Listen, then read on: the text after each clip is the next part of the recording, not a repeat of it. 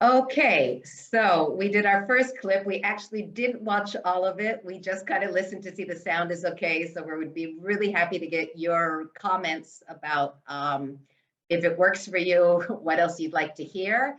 We're going to continue. If you haven't heard before, I'm Arana Vive, and this I'm is Nancy Brown.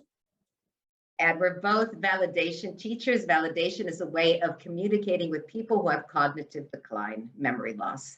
And we're going to kind of give our view of how we can make the family gatherings before the holidays now much easier for both the person with memory loss and the family. I think we want to talk a little bit about what happens before the holiday. I mean, I see everybody on this, you just drive on the road and it's craziness, people parking, everybody's stressed, trying to get food shopping, trying to buy the things they need for the house. Sure. Everybody is stressed. And guess who feels that the most is a person who has memory loss. People with memory loss really attached to emotions. So I think it's really important to talk to them about it. Say, wow, do you see how everybody's kind of crazy and stressed? You know, the Jewish New Year is coming, it's Rosh Hashanah. Do you feel that? Be open about it, talk about it. And the person might feel, oh, okay, that's why I'm feeling something is going on. Be very open about it. I think it's also important to reduce your own stress so that you'll have more patience for the person with memory loss. Because if I'm rushing around trying to get everything and shop and cook and do everything, and then somebody keeps asking me questions, I'm going to have much less patience. True. So I think, you know, one of the things we do in validation is it's called centering. Just take a good deep breath. Bring down a little bit. You know, I always say, you're never going to get it all done. Just accept that and have a little bit more time to remember to have time for the person in your family who has memory loss. You have anything to add to that? I had a validation teacher tell me once that she does a practice like that with her kids and with her family, that when everything is just crazy going on in the house, she says, everybody stop, everybody take a deep breath, everybody. Oh, wow. And so they take a minute and they just kind of look at each other. Sometimes they join hands, but they take a deep breath and everyone is calmer. A deep breath and centering lowers blood pressure. I mean, that is a biological fact. Right. And I wanted to share also the stress and the rhythm of the house is different. You may not think you're as stressed as you might get of course, the holidays are getting closer. But you think you've got everything under control, but they feel the rhythm different. Just like Oran said, emotions are high on their radar.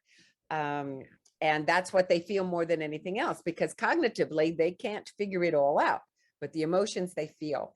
And even the people I work with at the day center, the memory center, are wandering more. They're more agitated. They're more demanding. They need this, they need that. They want us to sit with them. They know that the rhythm of life is very different right now. I'm sure. And that's really good.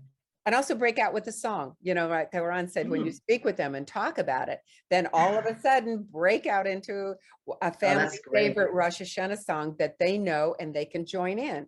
Then they feel part of that feeling, and that's wonderful. That probably also reduces the stress if we're all singing at the same time while cooking.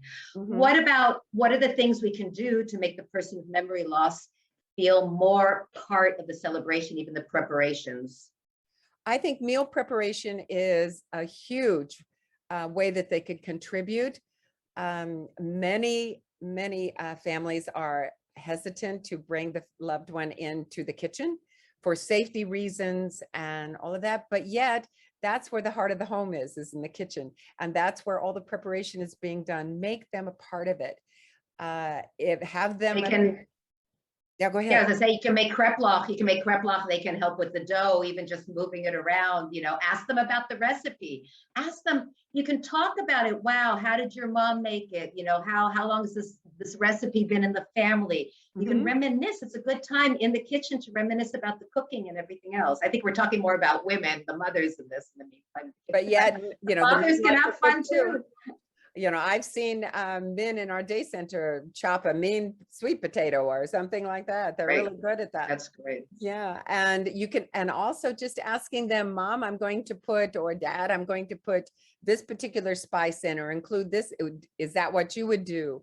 and make them feel like they are contributing and that they Yes. are experts at this. They've done it a whole lot longer than we have. Yeah. I'm trying to think what other things they can do in the kitchen that could be part of. Even if somebody isn't able to do, they could fold napkins, yes, or they could put the silverware out. And again, you know, all those things are places for topics that you can talk about. It's a wonderful place to reminisce. And this is the time when silver's being polished. Give them a small piece and a cloth to just rub, you know, just rub the silver and polish the silver would be an amazing thing. You know, the kiddish cup, have them polishing the kiddish cup would be nice. And if you have someone who's even more advanced, just have them sit there, sing songs, talk with them. You know, that it's not important that they answer. They are participating on some level we don't understand. It's not that they don't understand, we don't understand. And I think that's a hard concept for people to kind of grasp, is that they really do know more of what's going on than a lot of people give them credit. And or even just the feeling of being part of something, that they're in the conversation. So I'm imagining like sitting around the table making kreplach and talking about things that they just feel normal. You know, they want to feel part, like they've always felt part of the family. And I think that's important. Exactly. What about any kind of projects, art projects that can go with it? Maybe making, I was thinking of like Rosh Hashanah cards, even if it's just, or place cards, maybe if it's a large family gathering, and even if it's not, just making place cards is another way to have them involved, and it's sitting in front of the table, and it could be an intergenerational thing. If you have grandkids or great grandkids coming around, that might be a great intergenerational project for them to do as well. That might be fun. Or even if they give out the cards as people come, or something, that they're just something there, that they're the people to say hi to everybody, the greeter at the door to say hi, welcome. Oh, that's a great idea. Yeah. Or handing out, you know, maybe handing out a snack in the beginning as people come, something, let them feel that they're part of it. That's so important. Or giving out. You want to feel useful, you want to feel part of the family. Those are all so important for the person to feel that they're still there, that they haven't been forgotten. Exactly. And that made me think, the idea just popped in my head when you said that, Oran, is that I'm thinking if they made little gift bags for the kids or the grandkids or for the guests, and that they could have a part of, whether it's snacks or whether it's, you know, special dried fruits or whatever, they could be part of packing that, and then they could hand it out as people came in. They would be giving the present. That's wonderful. They would be giving the Rosh Hashanah present.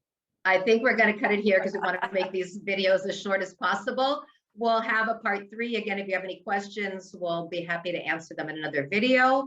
Please let us know what you think, because this is an experiment for us. Yeah. Okay, bye-bye. We'll see you. Thanks for joining us. Sameach, Shana Tova, and we'll see you in the next clip.